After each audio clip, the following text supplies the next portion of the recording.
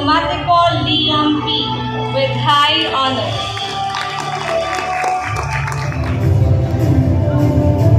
Diplomático Lady Margaret P.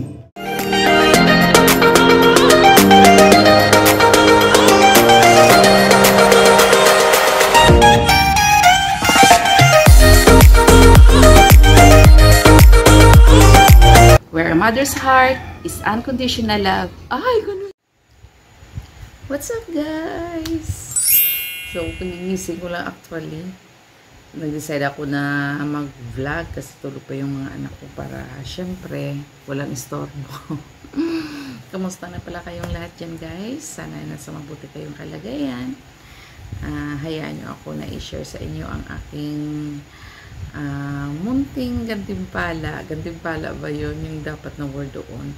Yung mga achievements ng aking mga anak, guys. These few weeks, medyo busy ako kasi nga nag-graduate si Margaret. Tapos may recognition si Liam. Kaya medyo na busy ako. Laka dito, laka doon. Kaya hayaan nyo ako, guys, na i-share sa inyo yung munting ano tawag dito, yung munting achievement ng aking mga anak. Tutuwa ako, guys, parang wala akong sigla ng aking kaligayahan. Very proud ako sa aking mga anak. Ito na nga, kahit wala akong buhay sa labas, walang social life ba dito lang sa bahay, pero punong-puno ako ng contentment, ng saya kapag nakikita ko yung mga anak ko na okay sila. Kasi para sa akin, guys, bilang isang ina, oo nga, hindi ko naman pinapabayaan ang sarili ko kasi syempre unang-una may obligasyon din tayo sa ating sarili na dapat alagaan natin. Syempre mahal ko yung mga anak ko, mahal ko yung sarili ko. Iniingatan ko sarili ko para sa akin, para sa aking mga anak, guys, na habang lumalaki sila, hanggat kailangan nila ako, alam ko naman na ang pagiging magulang ay wala talagang katapusan. Kahit yung mga anak, syempre iba dito yung ano natin sa Pilipinas, kahit may asawa na, may mga apo na tayo, yung obligasyon natin sa ating mga anak ay hindi naman actually obligasyon, pero masaya tayong pinaglilingkuran ng ating mga anak pagkatapos nila yung ating naman mga apo. Pero sana wag muna ngayon. Gusto ko lang i-share sa inyo, guys, kung paano ko binabalanse, kung paano ko pinapalaki yung aking mga anak. Alam ko naman na hindi rin kami perfecto. Nag-aaway-away din. May mga pagkakataon din na hindi kami nagkakaintindihan. Pero at the end of the day, we realize that napakahalaga ng pamilya. At saka, guys, yung mga anak ko, alam naman nila na kahit nagagalit ako sa kanila, pero para naman yun sa kabutihan nila ang mga sinasabi ko. Kaya nga minsan sabi ko sa kanila pag nagagalit ako, wag nyo na lang pansinin, pero ang mga sinasabi ko, ilagay nyo sa puso't isipan nyo kasi dadalhin nyo yan hanggang sa pagtanda nyo. Para naman kasi sa akin, guys, ang pagpalaki ng isang mabuting anak, hindi yun natutunan sa school. Kumbaga, may matutunan din sila doon partly, pero ang paghubog sa ating mga anak ay nagsisimula talaga sa tahanan. Sa tahanan talaga ng umpisa kasi umpisa na nagkaroon sila ng kamalayan dito sa mundo. Parang ang lalim ng Tagalog ko. Tinatagalog ko yun, guys, para syempre maintindihan natin lahat kasi yung salita namin, syempre kami lang naman ang nakaintindi, kaya yung salitang Ilonggo, yung mother tongue namin, kami lang naman na ng mga Ilonggo ang makaintindi, kaya minabuti ko kahit nahihirapan ako minsan magtagalog, nagtatagalog ako sa aking vlog. Yung pagpapalaki sa ating mga anak, guys, ay napakahalaga kasi kung gusto natin magkaroon ng better citizen someday, kailangan natin palakihin ng mabuti yung ating mga anak.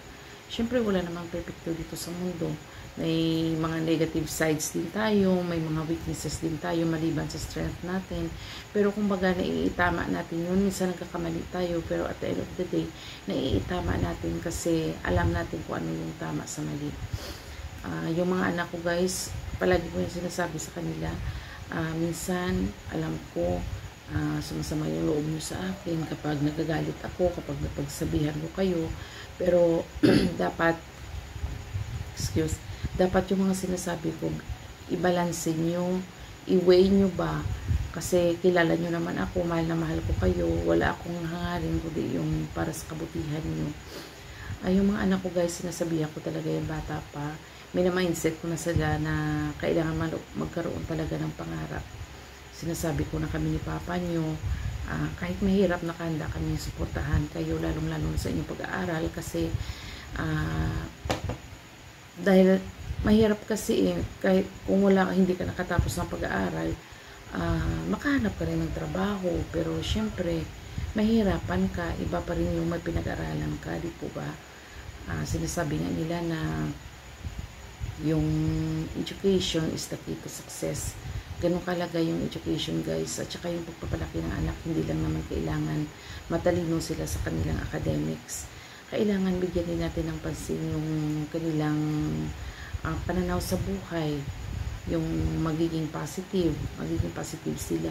Alam ko minsan nagiging mahina ako guys, pero napapansin din yun ng mga anak ko, kasi hindi yun maiiwasan, dahil minsan nagbe-breakdown ako dahil may anxiety ako.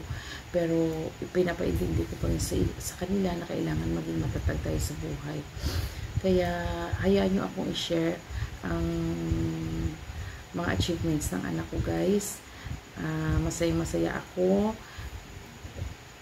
Ang ibig ko sabihin na walang kayamanan na parang makakompare sa kasiyahan na naramdaman ko, parang ang gaan-gaan ng dibdib ko.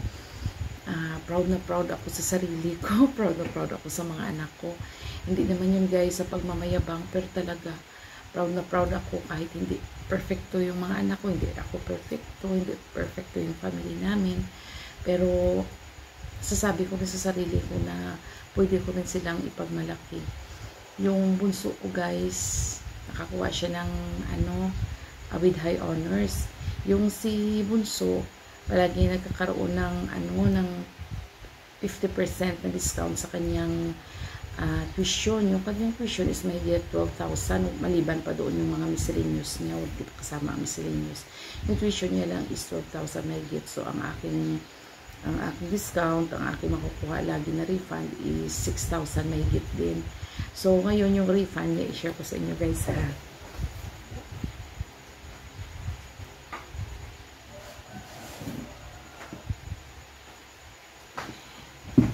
Guys, hindi ko na i-vlog sa inyo. Parang tuwang-tuwa din siya kasi nag-aaral siya ng maayos. Kaya nagkakaroon siya ng discount. Ayun guys, bili siya ng kanyang shoes. Ayan, bago yan guys. Ayan. Ito yung shoes na nabili ni Bunso. Wow! Ayan. So, Peak Monster 9. Peak Monster 9. Parang proud na proud din siya sa sarili niya kasi parang naano niya rin yung pinaghirapan niya. Tsaka yung ang panganay ko guys, laging takwa niya sa nursing. Kaya 100% discount yan sa school. Sa tuition lang. Maliban pa doon sa miscellaneous niya. So, minsan nakakuha din kami noon 17,000. Ngayon, 12,000. Marami yan si panganay guys, simula nung pa siya. Dahil sa mga ono-ono niya, nagkakaroon siya ng mga discounts nung senior high school pa siya. Si Margaret din, graduate din ng with high honors. Si Maxine, nung nag-graduate siya ng senior high school, mayroon din siyang Red Eagle Award with honors yun. Kaso ngayon, syempre, dahil pharmacy yung kinukuha niya, medyo may kahirapan. Walang honor, pero naaano niya rin, pumapasa din siya sa mga subjects niya guys.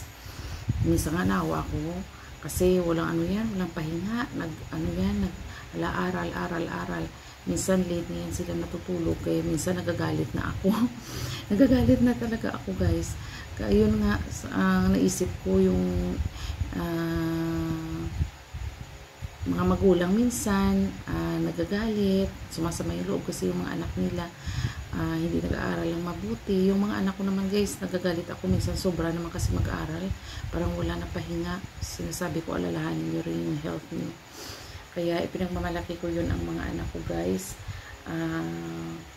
magkaroon lang tayo ng kunting pasensya, tapos magkaroon din tayo ng mind setting na kailangan, kumbaga may goal din tayo guys sa dapat ma-achieve para sa ating mga anak, pero wag natin silang i-pressure, hayaan lang natin sila na mag-mold sa kanilang sarili, na sa kanilang sariling pamamaraan din guys, kasi hindi din maganda yung pinipressure natin yung ating mga anak.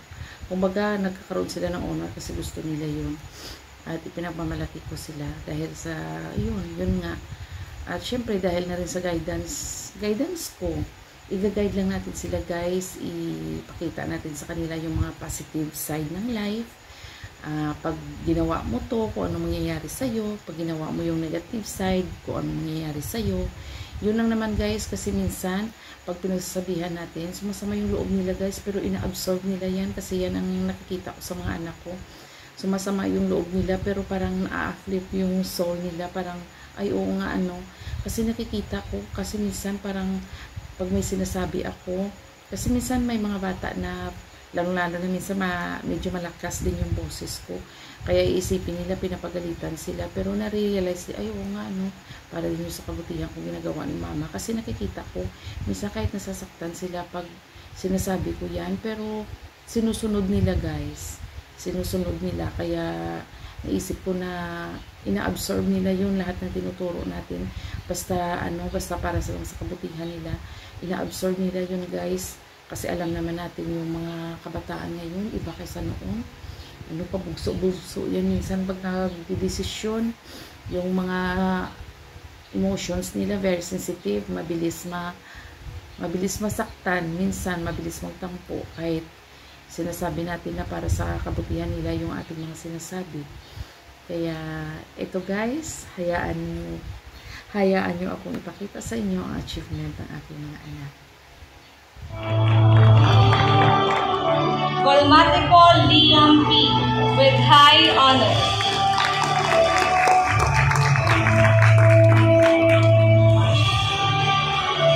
You with high honor.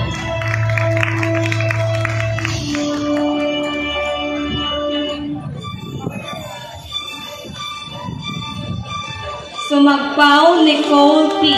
with high honor. Darren J.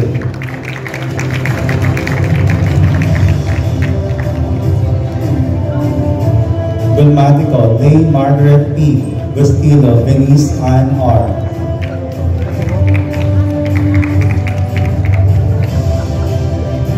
Pedriana, Carl Matthew M. Hermosura, Aliana Nicola C.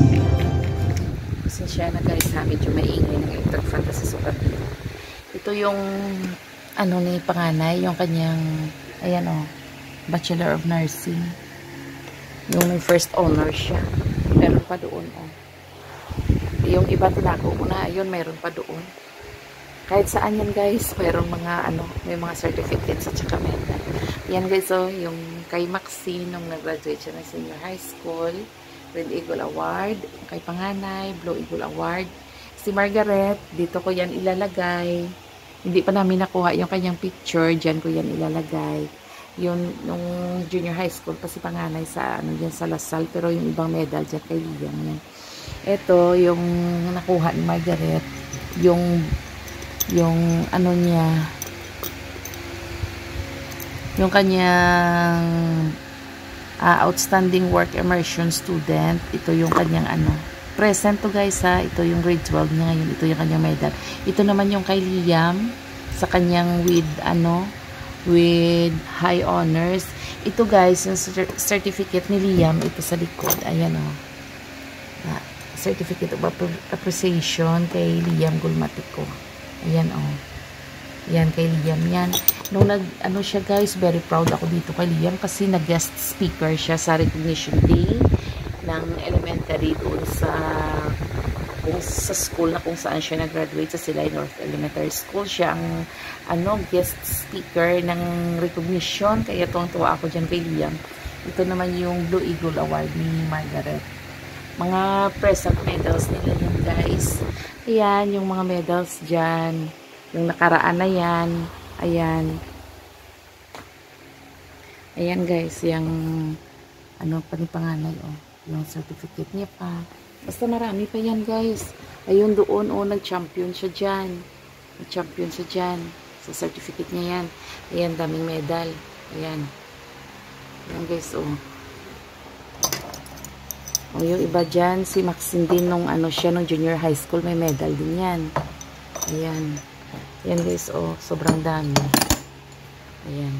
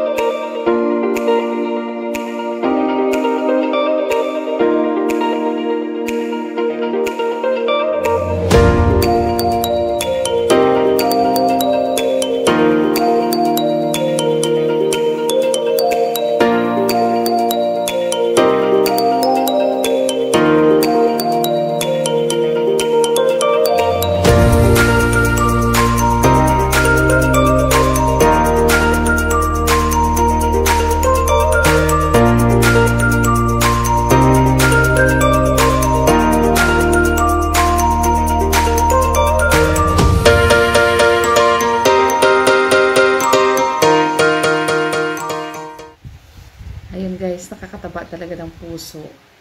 So, kaya, ayan, gusto ko lang i-share. Sana ma-inspire ko rin kayo. Excuse me. Sana ma-inspire ko rin kayo guys na tuloy lang tayo, huwag tayong mapagod. Kasi may mga panahon din na parang makikita natin, parang hindi mo rin maintindihan yung anak mo. Yung minsan, parang nagagalit din siguro dahil pressure din sa school, yung mga ganyan. So, intindihin lang natin ang ating mga anak guys, kasi wala namang ibang makakaintindi sa kanila kundi tayo na kanila mga magulang. At saka naniniwala talaga ako guys na kung paano mo pinalaki yung mga anak mo, lalaki talaga silang ganyan.